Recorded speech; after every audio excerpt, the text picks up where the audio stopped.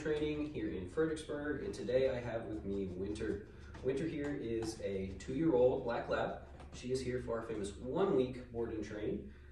She does have a little bit of issues with her recall, so like her coming back to the owner when she's out running around in the yard. She has a little bit of issue of recall, sit, duration, focusing on the client, things like that. She's great. She has a lot of energy. She likes to run around. She's a lot of fun, but she does have a couple things she's got to work on. So let's go ahead and take a look and see what she's got to work on and see what she already knows. Winter, come.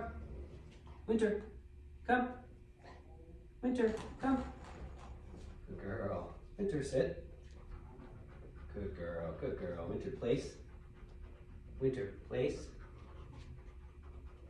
Well, Winter has a couple things that she's got to work on here. Check back in about a week to see her progress.